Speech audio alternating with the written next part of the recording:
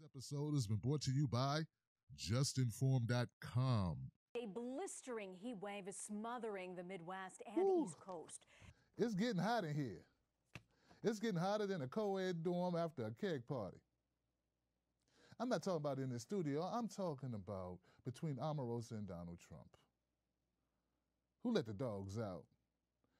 This story, look, Omarosa and Trump is back and forth. It just won't stop. The hits, they just keep on coming. We got Donald Trump going on Twitter calling Omarosa a dog. In one press conference, when asked about it, he called her a lowlife. And we got Omarosa responding by making her way through all of the news networks and dropping CDs or diss tracks. Yeah, diss tracks. And so this is where we pick up at, right? Now, the thing about this all is that now the White House has to respond to it because these allegations are getting serious. On one hand, the White House says Omarosa has breached the line of trust and ethics and she has no credibility, but still they got to answer questions at press conferences. So I want you to take a look here at Sarah Huckabee Sanders as she tries to defend Donald Trump, but then steps into a whole nother world of trash, of heat. Trash heat, heated trash. Because she makes some statements that are just flat out false. The president addressed that question directly via Twitter. I'd refer you back to him. I can certainly say I've never heard him use that term or anything similar. Have you asked him directly, Sarah? The president, I didn't have to because he addressed it to the American people all at one time. Why haven't you asked him directly? Again, the president answered that question directly on Twitter earlier today. Can you stand at the podium and guarantee the American people they'll never hear Donald Trump utter the N-word on a recording in any context? I can't guarantee anything, but I can tell you that the president addressed this question directly. I can tell you that I've never heard it. I can also tell you that if myself or the people that are in this building serving this country every single day, doing our very best to help people all across this country and make it better, if at any point we felt that the president was who some of his critics claim him to be, we certainly wouldn't be here. This is a president who is fighting for all Americans, who is putting policies in place that help all Americans, particularly African Americans. Just look at the economy alone. This president, since he took office in the year and a half that he's been here, has created 700,000 new jobs for African Americans. That's 700,000 African Americans that are working now that weren't working when this president took place. When President Obama left after 8 years in office, he had only created 195,000 jobs for African Americans. President Trump, in his first year and a half, has already tripled what President Obama did in 8 years. Not only did he do that for African Americans, but for Hispanics. 1.7 million more Hispanics are working now. This is a president who cares about all Americans, who is committed to helping them, and is putting policies in place that actually do that. Kevin. Sorry, Kristen, I'm going to go ahead to Kevin. Kevin, go ahead. Go ahead. Just to be clear, you can't guarantee it. Look, I haven't been in every single room. I can tell you the president has addressed this directly. He's addressed it directly to the American people, and I can tell you what the focus and the heart of the president is, and that's on helping all Americans. And certainly, this is somebody who has been in business for decades, and you're just now hearing some of these outrageous accusations after the fact. He's dealt with people all over the world. It wasn't until he became a candidate for president that you started to hear some of these salacious and ridiculous claims. And certainly, I think if you look at the actions that this president has taken, certainly the policies that he's enacted, you can see the heart of who he is, and you can see exactly what he has done and the type of president and person he is. Kevin. Thank you, Sarah. Just a very... Sarah Huckabee Sanders has a job of defending Donald Trump, but she does not have the job of telling whoppers during press conferences. Sometimes it seems like that is her job, though, doesn't it? Look, it's true. Donald Trump has created 700,000 jobs for African Americans. This is true. What's not true is that he's created 3 times as many more jobs than Obama.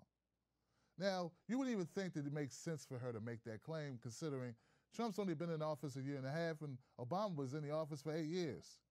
But it's Sarah Huckabee Sanders who makes the claim anyway.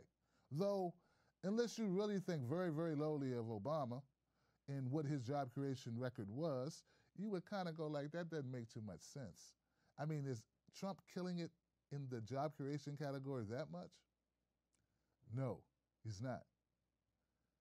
Case in point, the Bureau of Labor and Statistics. Here goes a chart that shows you exactly what black unemployment rate looked like. As you can see, there was a dip, and then a sputtering, and then, oh my goodness, an incline. That's right, an incline in black jobs. It's steady, and it's rising, and it's rising, and it's rising. And then Trump comes into office, and it continues to rise. It does. Not at the same rate, but it continues rising. This is something that Trump could take credit for and feel good about it, but it's not enough, because unless you can rub it in Obama's face, and unless you can have people on the internet make claims that aren't true, that's not good enough. Yeah, you gotta have bragging rights. And bragging rights aren't as we're keeping pace with what Obama did. Trump's gotta be destroying what Obama did.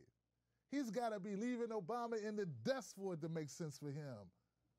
See, this is what you call an unforced error. 2 outs. High fly Just ball. missed it. Back is Kepler. On to the warning track, misplays the ball! An alternative fact. Don't be so overly dramatic about it, Chuck. You're saying it's a falsehood, and they're giving Sean Spicer, our press secretary, gave alternative facts to that. But the point remains Wait a minute. Alternative that there's facts? And this is a straight up lie. Now, don't get me wrong. I don't like using the Bureau of Labor and Statistics, really. I always look at these unemployment numbers with a side eye. Because, see, I understand that when they start counting who's unemployed, they fail to mention the people who are no longer looking for work or the people who no longer get unemployment insurance. See, when you have been unemployed for a certain amount of time, you're just no longer counted. It may seem like the numbers have gone down, but are those numbers really gone down? Maybe people just stop looking for work. Maybe those people are in jail. I don't know. Maybe these people are now starting their own businesses. You can think positive if you want to. Another thing about the job creation thing is, well, a lot of those jobs weren't full-time jobs. If you drive for Uber or Lyft, or if you work in a hellish hole of a warehouse where they work you to death for an unreasonable amount of hours, listen, I don't know if you two guys are working together on your own reality show. I can't tell if this is all a setup. Like maybe Omarosa called Donald Trump up and was like, Trumpy, I need your help. You guys fired me, and now I need some way to rekindle my career. I need some way to make some quick money. How about you and I go back and forth in the media and play them like fools? Meanwhile, you can pass some more crap policies like you've been doing. Yeah, while they're looking at you and I go at each other, you can bomb another country, or you can be a part of the Yemen genocide.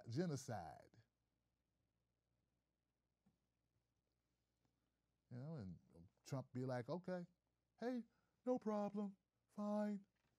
I love you, Omarosa. And sure, wrong. Is it okay if I call you a dog? Is it okay if I release that tape? I don't care. Who cares? I could shoot someone in the middle of Times Square and they'd still vote for me. Yeah, they would. Press Secretary Sanders wasn't all wrong. She was right about the number of jobs that Trump has created, but she was vastly wrong about the number of jobs that Obama created. In fact, let the statistics show. Under Obama, the unemployment rate for blacks fell from a rate high of 16.8 March 2010 at the depths of the recession to a 7.8 in January 2017. From Obama's inauguration to Trump's inauguration, the black unemployment rate fell 4.9 percentage points. That's from 12.7 to 7.8.